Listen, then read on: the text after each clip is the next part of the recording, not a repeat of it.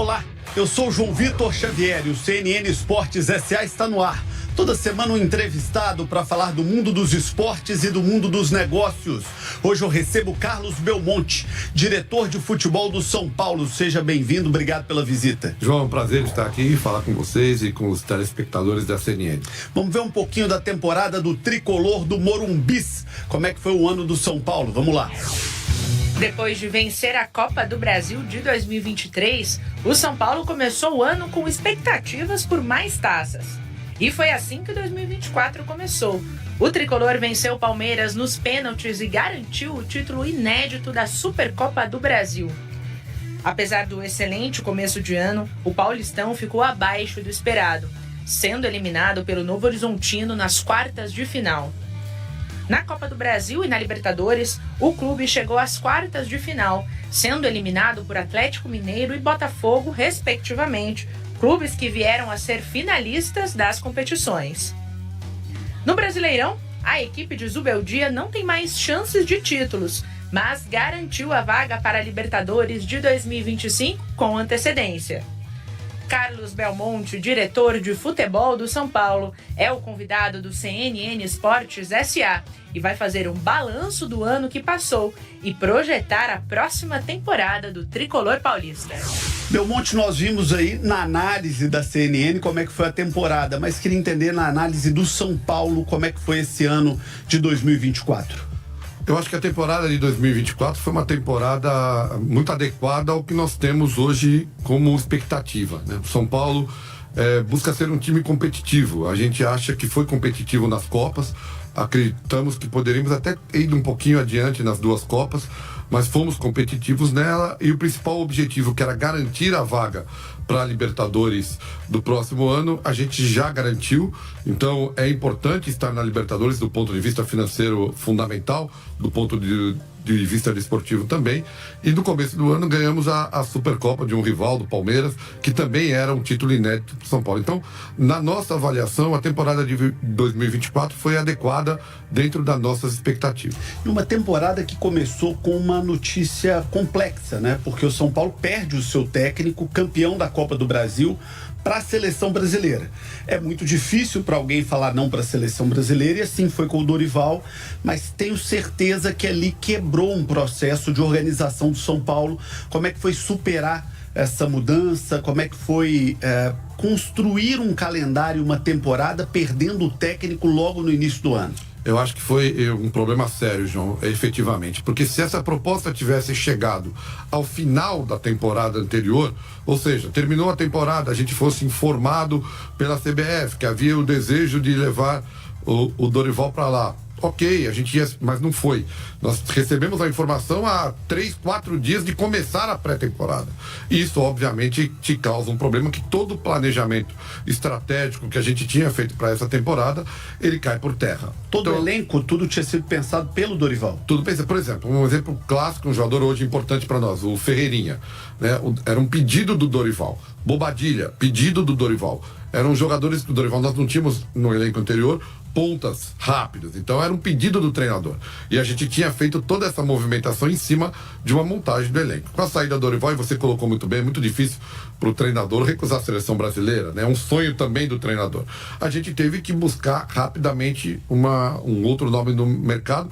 Trouxemos o Carpini, que começou bem, ganhou a Supercopa, fez um trabalho no começo muito bom, depois o trabalho caiu um pouco, tá aí o Carpini mostrando toda a qualidade dele, o Vitória se recuperando com o trabalho do Carpini. É um bom treinador, talvez ainda não tivesse pronto naquele momento para chegar a um time como o São Paulo. Eu acho que vai ter uma carreira brilhante, é um grande treinador. Então, atrapalhou o início, depois nós tivemos que fazer um novo movimento com a chegada do Zubeldia, e tudo isso, obviamente, principalmente num time sem tanto poderio econômico, esse planejamento estratégico para a temporada é fundamental. E óbvio, ele se perdeu e nós tivemos que mexer nele ao longo da temporada. Belmonte, ficou alguma rusga entre CBF e São Paulo, em especial entre o São Paulo e a CBF? Porque mexeu no ano do São Paulo. Me lembro que num primeiro momento São Paulo soltou uma carta muito educada, mas ali com um tom de insatisfação com o que havia acontecido. Como é que ficou esse relacionamento posterior São Paulo e CBF? Então, o relacionamento é bom, mas é óbvio que naquele momento, porque não foi só o Dorival e sua comissão técnica principal, né? Vieram convites também para o nosso chefe de scout, para o nosso chefe da análise de mercado, que estão lá, são meninos muito competentes. Então, naquele momento, foi causando problemas para nós graves.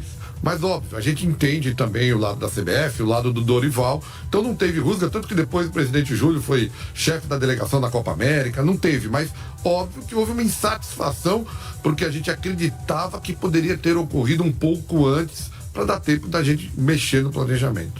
Falando sobre essa opção inicial que o São Paulo teve com o Carpini, você fez aí rasgados elogios ao Carpini, mas você entende que o São Paulo ali naquela ocasião errou de não trazer um nome mais poderoso de mercado, mais experiente, ou vocês tomariam a mesma decisão dentro daquele contexto? João, na verdade é assim, a gente foi pego de surpresa com a proposta ao Dorival. E aí a gente fez algumas análises de mercado, inclusive do próprio Zubeldia, que veio depois.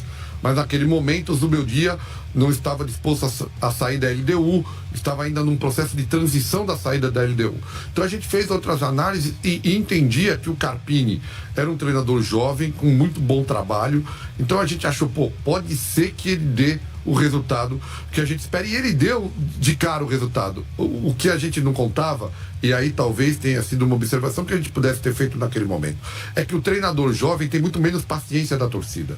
E aí, quando o resultado não vem, pode ser que o trabalho até esteja sendo bem feito. Mas se o resultado não vem, aí a torcida pressiona muito e aí o treinador, como qualquer um de nós, com a pressão da torcida, ele acaba perdendo confiança e o trabalho acaba perdendo aderência, né? Então, no fim, a gente acha que ele, por isso que eu repito, ele é um treinador jovem de muito potencial, mas talvez naquele momento ele ainda não estivesse pronto para a pressão do São Paulo.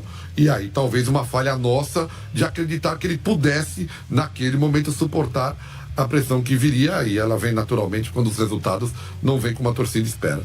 Quando fala de paciência, isso é um problema hoje do futebol de uma maneira geral. O torcedor está um pouco impaciente, está um pouco intolerante?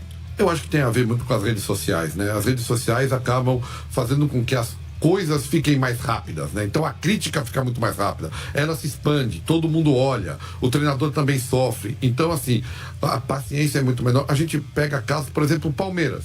Se você lembrar, há 2 anos atrás, havia críticas fortes ao Abel, né? Ou seja, porque a paciência às vezes e já com conquistas, não é que o Abel não tinha conquistas, tinha conquistas e às vezes acontece. Então, na verdade, as redes sociais fazem com que a paciência fique muito menor. Então, fica muito mais difícil a manutenção do treinador por mais tempo, por mais convicção que você tenha, porque não é a pressão em cima de você, dirigente, apenas. É a pressão em cima do próprio treinador. O próprio treinador sente essa pressão de uma forma muito mais forte. Como é que vocês trabalham isso no futebol atualmente, Belmonte? Porque é um outro mundo, né? Eu tenho aí perto de 25 anos de carreira de futebol de alto nível, e o futebol mudou completamente. Hoje o jogador ele tem uma exposição muito maior, o clube tem uma exposição muito maior, as pessoas têm muito mais acesso a vocês, né? Todo mundo se tornou mais conhecido, o cara te manda uma mensagem, uma DM, o WhatsApp vaza no grupo da torcida, e aí às 2h da manhã tá chegando mensagem, algumas respeitosas, apesar do horário, outras totalmente descabidas, violentas, agressivas. Como é que os clubes estão trabalhando, como é que os clubes estão se preparando para esse novo mundo da comunicação? Eu acho que a principal forma, e isso ainda está num processo de adequação, mas a principal forma de combater isso é justamente com a comunicação, né? Quanto mais comunicação você fizer, quanto mais transparência você tiver em suas decisões, quanto mais aberto for o clube para o torcedor, menos você será afetado pelos ataques que eventualmente venham das redes sociais. Então, acho que isso é uma luta muito grande, é uma mudança principalmente do conceito de clube de futebol, porque os clubes antes, o grande mérito, se ouve muito ainda hoje, o São Paulo no momento que vencia porque era um clube muito fechado, não era aberto às discussões e tal. Na verdade, isso mudou completamente. Hoje você tem que ser o contrário, ser mais aberto às discussões, você comunicar tudo o que está acontecendo, né? A gente hoje no São Paulo, eu tenho muito essa preocupação. A gente não esconde uma lesão, a gente não esconde uma contusão, a gente fala de tudo o que acontece, porque quanto mais a gente falar, melhor chega no torcedor, porque senão vai chegar e aí chega de forma distorcida. É isso. Belmonte, falando de comunicação, vamos para um ponto direto da comunicação. O que falta para o São Paulo comunicar a permanência do seu treinador para o próximo ano? Não falta nada. O treinador vai estar com a gente na próxima temporada, né? A gente já vem falando isso, mas efetivamente é a primeira vez que a gente está falando que ele vai ficar verbalizando. Porque assim, a gente vinha trabalhando há muito tempo já, fazendo reuniões quase que semanais de elenco, de formatação de elenco. E essas reuniões tem ocorrido sistematicamente. Então a gente já está até avançado do ponto de vista do que a gente quer fazer na próxima temporada. Na nossa avaliação, o Zubeldia fez um trabalho muito bom, um trabalho correto, levando onde a gente esperava que o time estivesse, principalmente no campeonato brasileiro, porque Copa é Copa, você pode ganhar, pode perder. Um jogo muda tudo. Muda tudo. O campeonato não. O campeonato é onde você tem a expectativa do que você preparou. Ali você vai ver se o trabalho deu resultado ou não. A gente está satisfeito com a posição que o Zubeldia nos colocou, a gente quer mais, mas está satisfeito com a posição, então o Zubeldia continua, a gente já está no planejamento da próxima temporada, da pré-temporada que será nos Estados Unidos, então o Zubeldia continua, a gente tem convicção de que o trabalho está sendo bem feito e continuará sendo bem feito. Formalmente o contrato dele já está renovado? O contrato dele é até dezembro de 25, já era desde quando ele chegou. Quando ele assinou conosco, ele assinou até dezembro de 25. Por isso, quando teve um movimento, não, vai sair, não vai... Não, o contrato dele já era até dezembro de 25. A gente está mantendo o trabalho dentro do que a gente já esperava. E dentro desse planejamento, qual a cara de time o Zubeldia aponta para o ano que vem, junto com você, com o Muricy, com o presidente? Qual é a cara do time do São Paulo para 25? A gente pensa, né, na verdade, no time que a gente vem construindo desde quando a gente assumiu em 21. A gente tem buscado, já que a gente não tem grande quantidade de recursos, né? A gente trabalha com recursos escassos, porque a situação do São Paulo que a gente encontrou era muito difícil, ela vem melhorando, agora a gente tem o fundo que a gente acredita que possa dar uma estabilidade financeira para que no decorrer do tempo a gente tenha mais poderio de investimento. Como a gente não tem um grande poderio de investimento, a gente acredita na competitividade. A gente quer atletas que tenham fome, desejo, independentemente de onde eles venham. Então a gente montou um time, por exemplo, com um jogador como o Alisson, né, que era um jogador do Grêmio rebaixado, que não tinha espaço. O Rafael, que tinha sido reserva do Atlético, no Cruzeiro, sempre foi reserva e hoje é um goleiro importante. Deu azar demais, né? Porque ele era reserva do Fábio no Cruzeiro, depois ele vai pro Atlético para substituir o Vitor, e aí veio o Everson, então ele sempre teve muita dificuldade ali até o São Paulo dar essa grande oportunidade para ele. É isso, João, mas a leitura que você fez é a leitura perfeita. É a leitura do que nós também fizemos dentro do nosso trabalho de scout para a contratação do Rafael. Ele era um grande goleiro, mas que tinha outros grandes goleiros nas equipes que ele passou. Primeiro do Cruzeiro, depois do Atlético. Então a gente viu, olha, talvez seja a oportunidade que ele precise para chegar e ser titular no time. É assim que a gente acredita que nós temos que continuar trabalhando. Olhando para o mercado e vendo, independente do jogador em que time estiver, se ele pode estar. O Rato tinha caído com o Atlético Goianiense. O Alisson com o Grêmio, o Rafinha com o Grêmio. Então a gente monta um time pensando no quê? Jogadores competitivos. Porque a nossa chance é ser um time coletivo, ser um time competitivo. É assim que a gente consegue, pelo menos, disputar os campeonatos. Vamos falar de calendário do ano que vem. Tá uma chiadeira geral no mundo do futebol.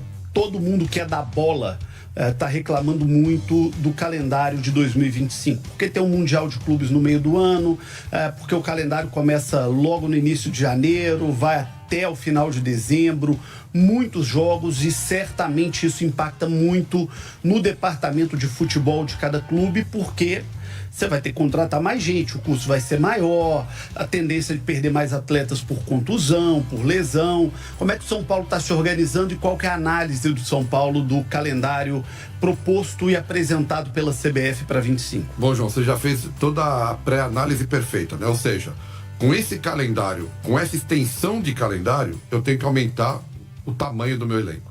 Nós já trabalhamos com 31, 32 atletas. Se eu não trabalhar numa temporada como essa, com 36, 37, 38 atletas, eu não aguento a temporada. Eu acho efetivamente um absurdo as temporadas do futebol brasileiro, porque a gente trata o jogador como máquina, né? E mais, a gente não se preocupa com o nosso produto, né? Se o jogador não tem tempo de descanso, ele não consegue render o que ele pode. E aí a gente reclama que os nossos jogos são ruins. É claro, um jogador que joga quarta, domingo, ele não consegue se recuperar. Não dá tempo. Vamos imaginar o que acontece, não é no São Paulo, em qualquer clube. Jogamos no domingo. Na segunda-feira é apenas uma recuperação. Na terça já é o treino pré-jogo. Porque na quarta eu já jogo de novo. Como eu vou melhorar o time? Se eu só consigo fazer o treino pré-jogo e aí eu tenho que alcançar o resultado. Então não dá para mexer, não dá para mudar, não dá para fazer nada. Então assim, a gente precisa em algum momento parar e pensar na saúde do atleta, né? Com essa quantidade de jogos, a gente está afetando a saúde dos atletas, a gente está afetando a qualidade do futebol brasileiro. Então a gente precisa pensar sim. A cada ano que passa são mais competições, mais jogos, e os atletas não aguentam. E aí você tem alguns descontroles.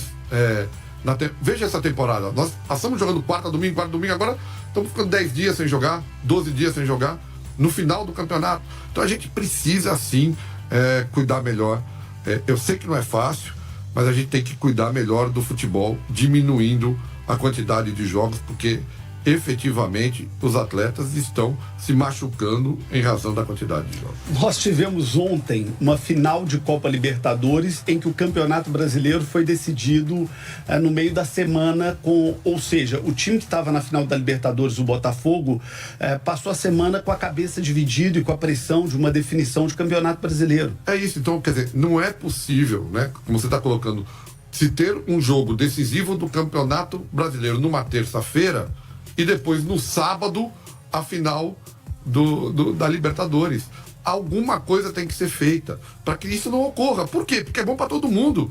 Quanto mais o time tiver concentrado, por exemplo, na final da Libertadores, melhor vai ser o jogo da final da Libertadores. E quanto mais o time tiver concentrado no Campeonato Brasileiro, melhor vai ser o resultado do Campeonato Brasileiro. Só que com a agenda de jogos que a gente tem, isso acaba sendo impossível. E acaba casando de ter 2 jogos importantes na mesma semana. Tem uma discussão muito antiga no futebol brasileiro, que é de adaptar o nosso calendário ao calendário europeu. Quando a gente vê que num ano tem Copa América, que no outro ano tem Copa do Mundo, que no outro ano agora vai ter o Mundial, o Super Mundial de Clubes, vai se tornando uma coisa quase que inevitável para o futebol brasileiro. Eu acho que em algum momento isso vai ter que ocorrer. Não tem muito jeito, porque a gente, além de tudo, fica com as janelas diferentes. A principal janela europeia pega o meio do nosso campeonato. Então, a janela europeia, ela acaba tendo um peso no resultado em campo do time, né? Ou seja, os times vêm aqui, obviamente, na principal janela deles, da Europa, e retiram os principais jogadores que estão se destacando. E os times não tem como falar não, porque precisam de dinheiro. Precisam de dinheiro. E aí não tem como. Então, o campeonato do segundo semestre é outro. E aí, o time que tem mais poderio econômico consegue repor. Ainda, talvez não do mesmo nível, mas consegue repor. Quem tem menos e perde um jogador que se destacou no primeiro semestre, não consegue repor. E aí vai ter queda de rendimento no segundo. Então, eu acredito que seja fundamental em algum momento a gente ter a temporada como a europeia. Afinal, o futebol europeu é o principal futebol do mundo. Então a gente tem que estar adequado a ele para que a gente tenha as mesmas janelas, as mesmas negociações. Eu acho que isso em algum momento tem que ocorrer. E além disso, ainda tem a necessidade de levar para fora do Brasil o nome, a marca, a busca de dinheiro, de patrocínio. São Paulo, por exemplo, começa a temporada de 2025 nos Estados Unidos, né? Faz a sua pré-temporada inteira nos Estados Unidos. É isso, né? E a gente vinha, veja só, o quanto isso acaba impactando nos nossos resultados. A gente vinha trabalhando isso desde março do ano passado. Não, desde março desse ano, perdão. Desde março desse ano, nós vimos trabalhando a temporada lá, né? E aí se solta uma temporada que começa antes. Ou seja, você já tinha contrato assinado, provavelmente. Já tenho contrato assinado, eu já tenho tudo preparado para lá. Não é fácil você conseguir os recursos para fazer uma pré-temporada lá. Você precisa montar um processo. Então, assim, é tudo. Então, assim, agora nós estamos tendo que fazer ajustes para fazer a pré-temporada lá. E a pré-temporada lá não é boa só para o São Paulo. É boa para o futebol brasileiro. Porque a gente está indo para o mercado onde vai o Manchester, o Barcelona, o Chelsea. Os times estão indo aos Estados Unidos. O mercado mais rico do esporte no mundo, né? O mercado mais rico do esporte no mundo. E a gente está querendo buscar. Veja só a loucura. Essa é outra informação que ninguém tinha. João, eu estava à beira de assinar um contrato de 3 anos. Porque eu dizia ao presidente Júlio, não dá para ser uma temporada só. Senão vira uma coisa esporádica. Fomos lá, não vamos... Não, a gente estava brigando por um contrato de 3 anos. E quando surge uma questão como essa, derruba tudo isso. Porque os investidores que estão lá nos Estados Unidos, eles não têm certeza se eu vou conseguir na temporada. Quando a gente anuncia que a temporada que vem, a de 26, vai ser ainda pior. Porque tem a Copa do Mundo. E essa vai até mais tarde, em dezembro. Como que eles fecham comigo um contrato para o outro ano? Então, isso é ruim para o futebol brasileiro. Então, a gente está... e a gente acha que vai ter uma pré-temporada muito boa, não só do ponto de vista desportivo, mas também do ponto de vista da marca, da imagem. A gente quer mostrar o São Paulo para esse mercado. Quais são os jogos que já estão acertados pelo São Paulo? Dia 15 de janeiro, primeiro jogo contra o Cruzeiro, em Orlando. E depois, dia 19, o Flamengo. Esse jogo já... no estádio da Inter Miami. O primeiro é no Interco Stadium. Primeiro no Interco Stadium, que... E o segundo no campo do Inter Miami. O segundo no campo do Inter Miami. No estádio Interco, na verdade que eu tenho que falar que é um pouco também do Banco Inter, né, que para nós foi nosso anunciante do futebol. E no meu caso, eu criei o basquete do São Paulo, que saiu da 2ª divisão para ser vice-campeão mundial, campeão das Américas, graças a um patrocínio do Banco Inter, que naquele momento nos auxiliou na montagem de um time de basquete do nada, que nos levou naquele momento a ter um time de basquete muito forte. Então veja, são coisas importantes, por isso que é importante a gente estar lá fora, porque traz para todo mundo só benefício. Tá na hora do Giro SA, as notícias do futebol, do esporte, dos negócios no Brasil e no mundo, no oferecimento de Gerdau, onde o futuro se molda. Oi, Ludi.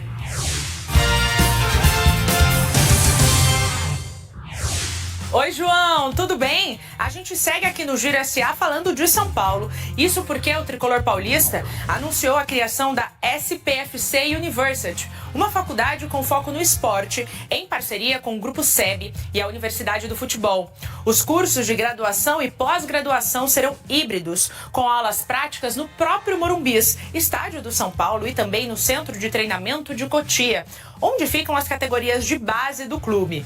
A expectativa é de receber até 600 alunos, além de oferecer cursos livres.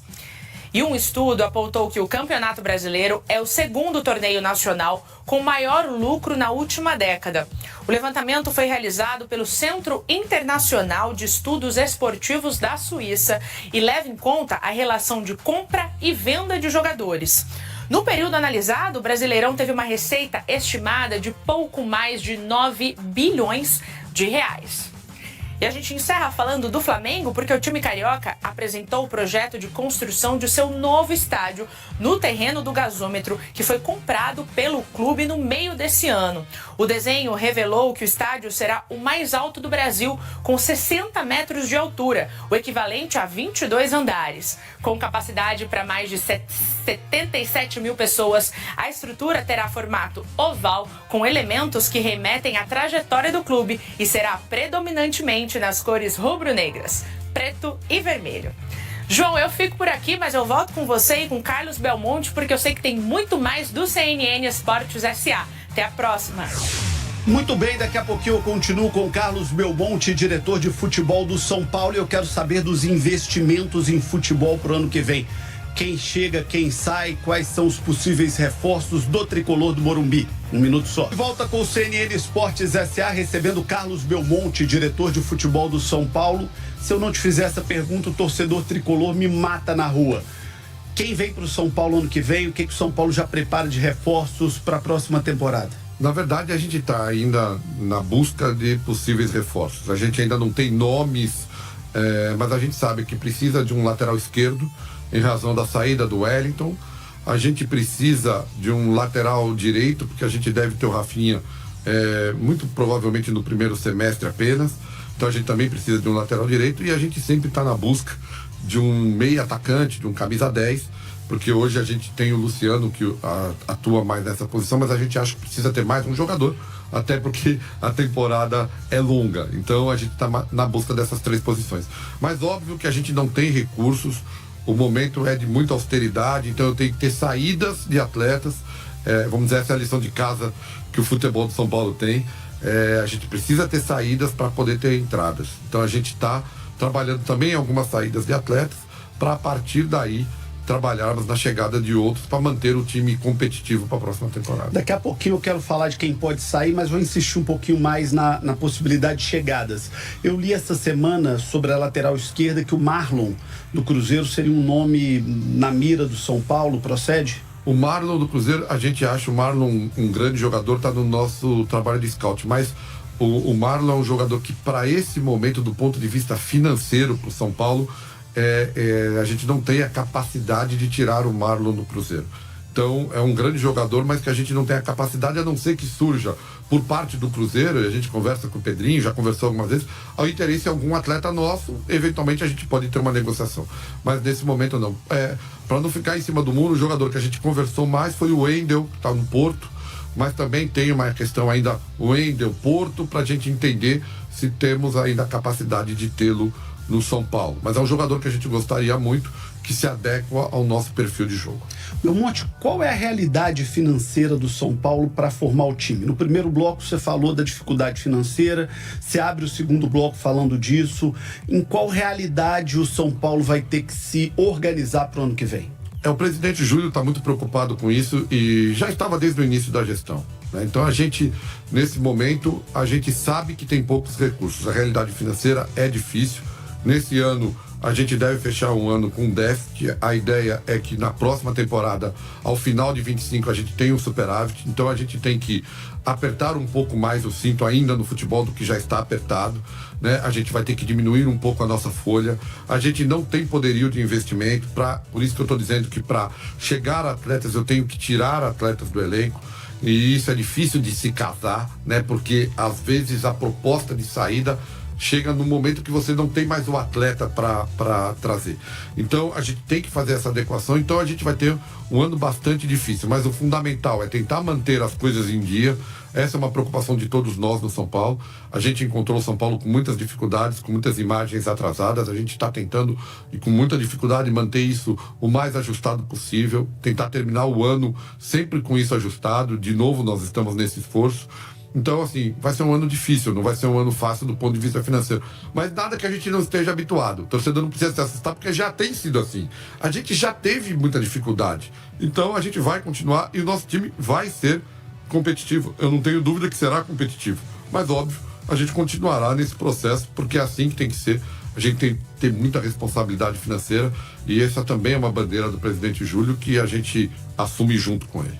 Quando o Júlio esteve aqui no programa no ano passado, ele falava também dessa dificuldade, falava de um clube que ele assumia há pouco tempo com dificuldade de caixa, com pagamentos atrasados, né, que já vinham de gestões anteriores. Hoje o São Paulo é um clube em dia, os jogadores do São Paulo, comissão técnica, a estrutura do São Paulo hoje recebe em dia? A gente mantém isso sempre que possível, o máximo em dia. Às vezes, obviamente, por questão de fluxo de caixa, você deixa uma imagem atrasada, 2 imagens, volta para uma, fica nenhuma. Então a gente trabalha sempre nesse projeto. O que a gente tem tentado e tem conseguido, e eu tenho convicção que a gente também pode conseguir esse ano, é fechar 31 de dezembro sem nada em atraso. É sempre assim que a gente tem trabalhado. Então a gente paga as férias, o 13º, acerta as imagens sempre até 31 de dezembro para que o jogador entre na próxima temporada com tudo ajustado. Nós estamos de novo nesse trabalho que não é fácil.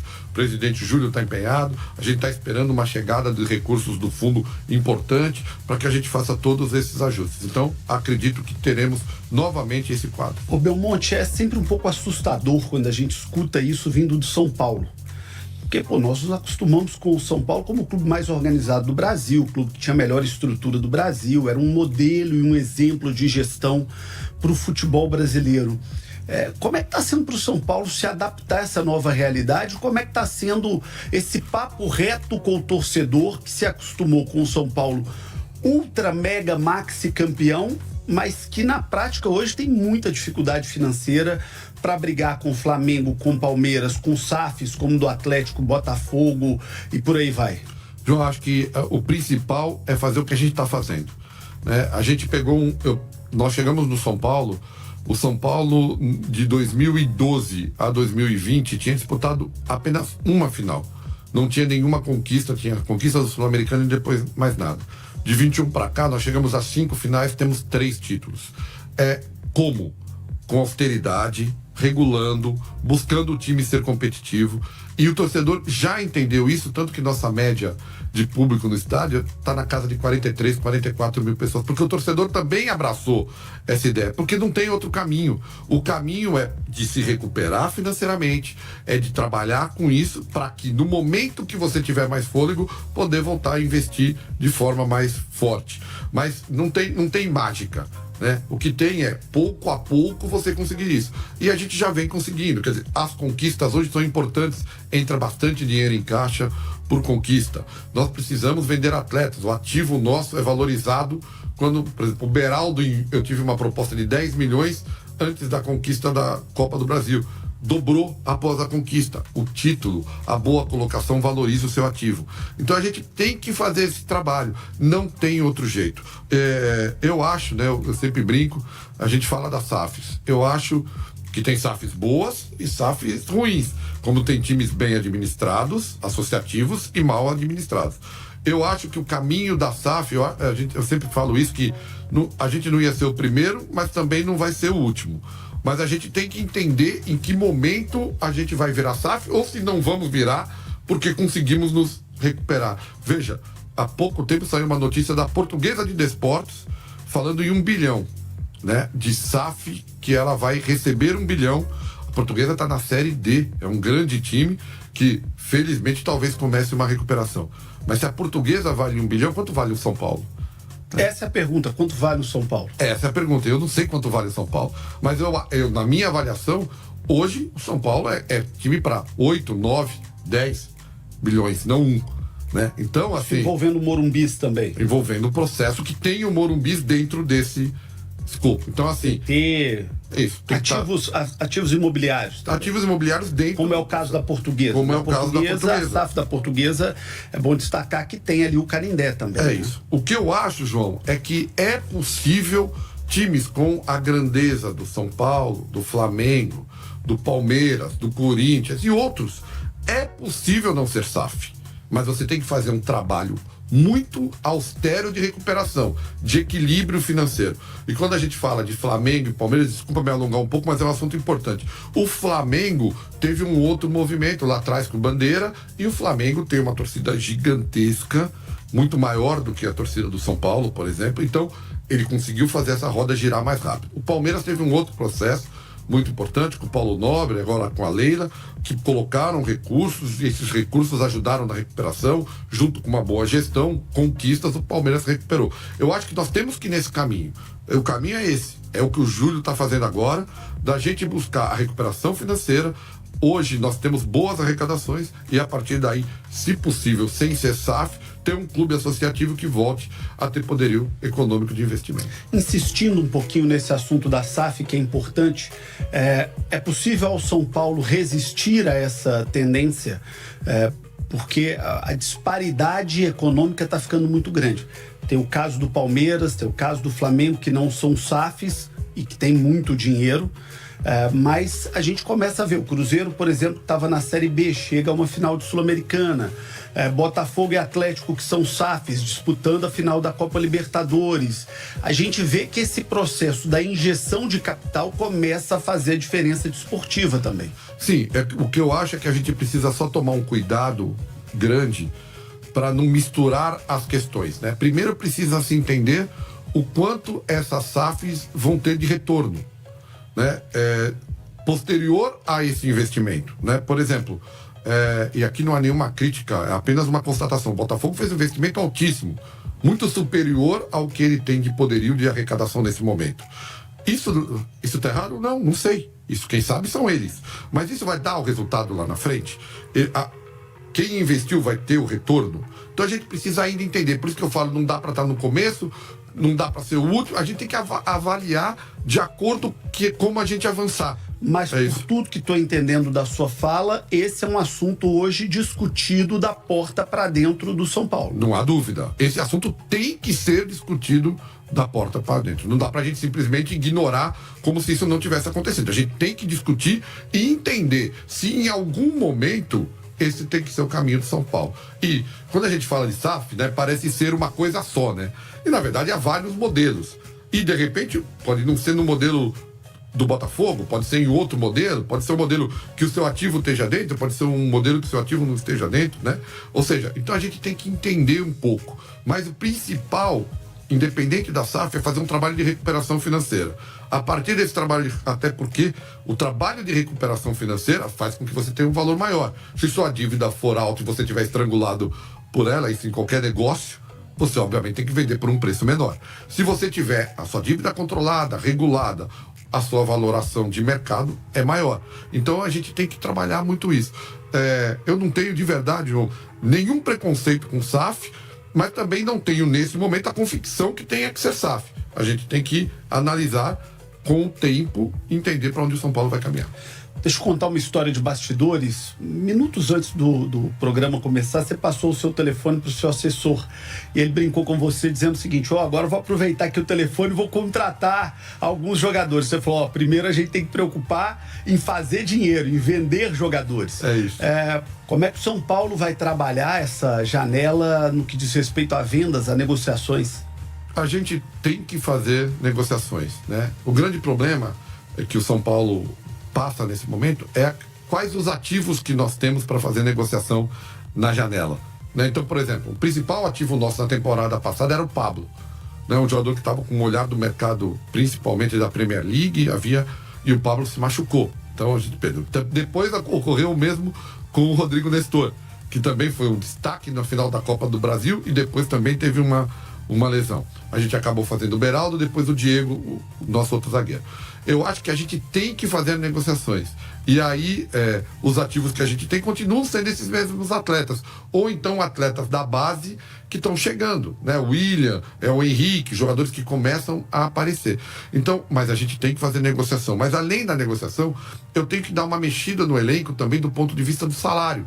Então, alguns jogadores que possam sair, mesmo que livres, eles te dão um fôlego salarial para que você traga outro, eventualmente livre. A folha hoje do São Paulo é pesada? Olha, a folha é pesada, mas hoje, na nossa avaliação de mercado, a gente tem a 9ª folha do futebol brasileiro. Quanto é a folha do São Paulo? Hoje o São Paulo gasta, em média, aí 17 a 18 milhões. E está atrás de? Atrás de Flamengo, Palmeiras, Corinthians, Atlético Mineiro, Internacional. São muitos times que têm folhas hoje superiores à nossa folha. E para o ano que vem, qual que é a projeção? A projeção é reduzir essa folha um pouco. A gente precisa reduzir ela, pelo menos no ano, na casa de uns 20 milhões. No ano, na casa de uns 20 milhões. Então, falando aí 1,5 milhão por mês. E como é que vocês vão disputar uma Libertadores, ser competitivo, diminuindo o custo? É isso, aí é a criatividade que a gente já vem tendo. Não tem outro caminho, João. Eu não consigo se não for nesse caminho. Então, quando eu falo que a gente procura jogadores sem nenhum tipo de preconceito, por isso que eu invisto muito desde quando cheguei na minha análise da área de mercado, né? Perdi para a seleção brasileira um profissional. A gente trouxe um profissional do Vasco, um do Cruzeiro, um do Internacional. A gente está investindo muito nisso porque hoje eu acredito, para quem não tem grande quantidade de recurso, é a tecnologia, é a análise, é o tempo inteiro você usar as ferramentas para procurar jogadores que possam se adequar no seu processo por valores menores, jogadores que talvez muitos ainda não tenham visto. É assim que eu acredito, né? O tal do Moneyball, eu sempre falo isso. Para times como o São Paulo, é Moneyball, não tem outro jeito. É entender que a gente tem que ir para o mercado sem preconceito. E aí, dizer, às vezes vocês erram mais. Assim, é claro, a minha gaveta é uma gaveta mais baixa de procura. A tendência é que eu traga 3, 4 atletas, acerte 2, acerte 3, erre um outro aqui. É normal, porque a gaveta que eu estou trabalhando é essa. Eu não estou na gaveta dos jogadores de ponta que já estão consagrados e que é certeza. O Cebolinha chega no Flamengo, você sabe que ele vai jogar. O Gabigol, se for para o Cruzeiro, você sabe, são jogadores de ponta. Não é nessa gaveta que nós estamos trabalhando. Então a gente tem que buscar no mercado, mas eu tenho convicção que é possível, porque é um processo que a gente acredita no time competitivo e no time compromissado. É assim que a gente vai chegando onde a gente tem conseguido chegar. Vamos pro De Primeira SA, perguntas curtas, respostas rápidas no oferecimento de Gerdau, onde o futuro se molda. São Paulo 25. Vamos brigar pelos títulos. Zubeldia.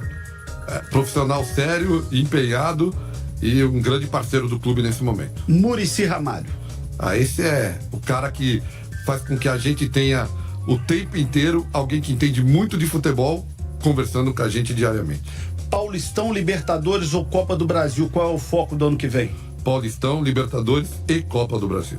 São Paulo, na sua vida? São Paulo é minha paixão, minha primeira grande paixão.